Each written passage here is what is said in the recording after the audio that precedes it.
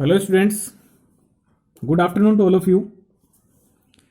प्रश्नावली 6.3 में पहला सवाल देखिए। निम्नलिखित संख्याओं के वर्गमूल ज्ञात करने में इकाई अंक की क्या संभावना है। ये जो आपको इसमें चार संख्याएं दी गई हैं, इनके वर्गमूल में इकाई का अंक क्या हो सकता है, ये आपको देख के बताना है।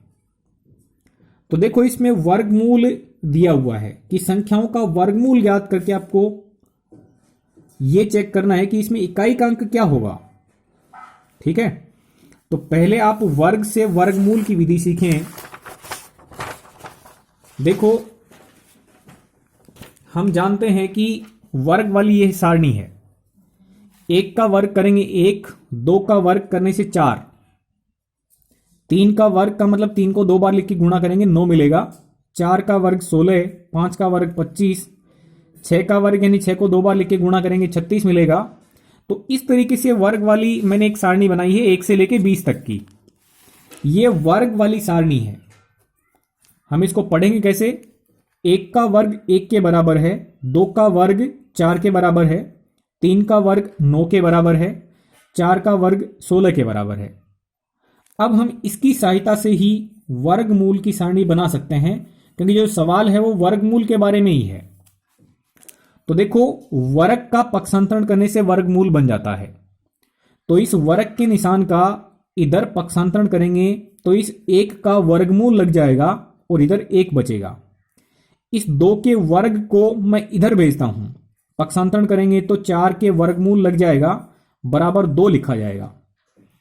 3 के वर्ग से मैं वर्ग का पक्षांतरण करूं तो 9 के वर्गमूल लग जाएगा, इधर 3 बचेगा।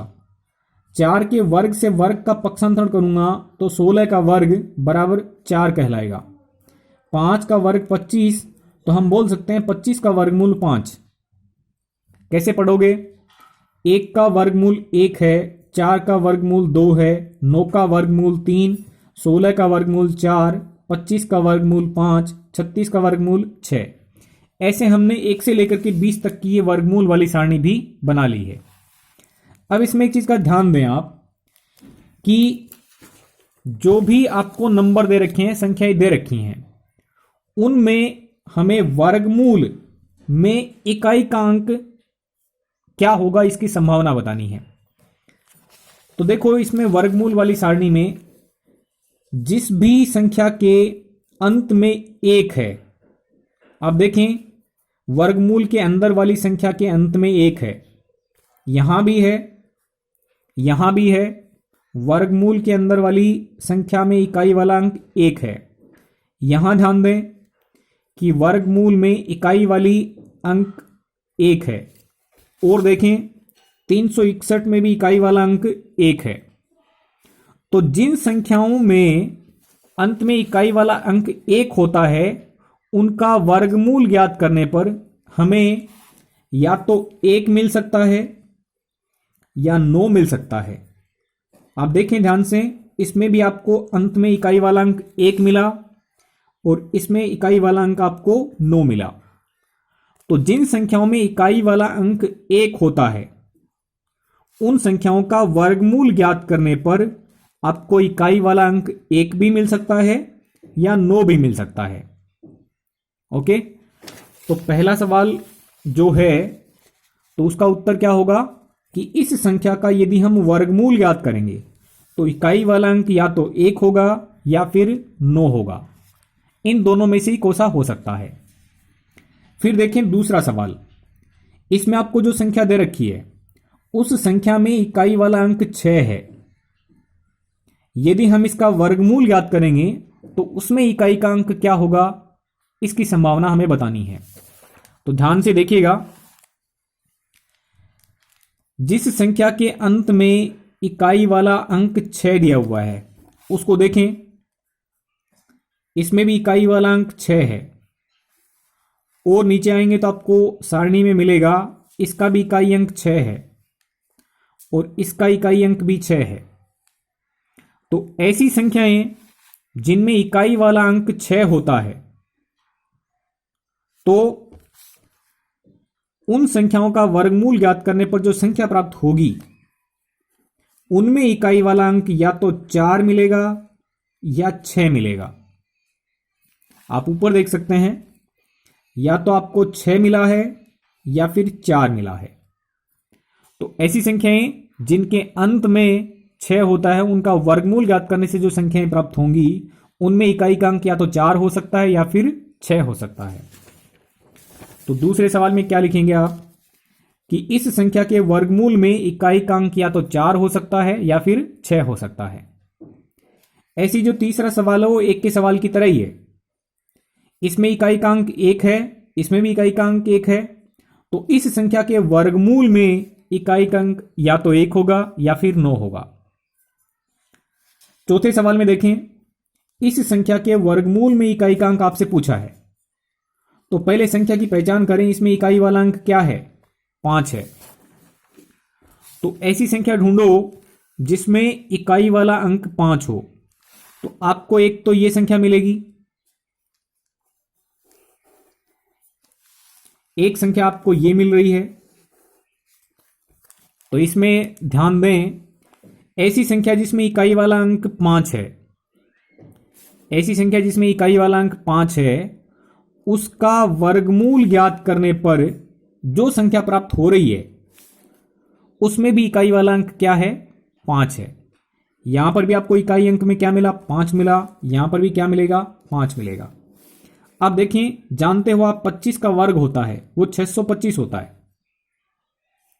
तो 625 का वर्गमूल करने से आपको 25 मिलेगा। यानी ऐसी संख्या जिसमें इकाई वाला अंक 5 है उसका वर्गमूल ज्ञात करने से जो संख्या प्राप्त होगी उसमें इकाई वाला अंक 5 ही होगा। तो आप चौथे सवाल में उत्तर क्या देंगे? इस संख्या के वर्गमूल में इकाई वाला अंक 5 ही होगा। Okay students,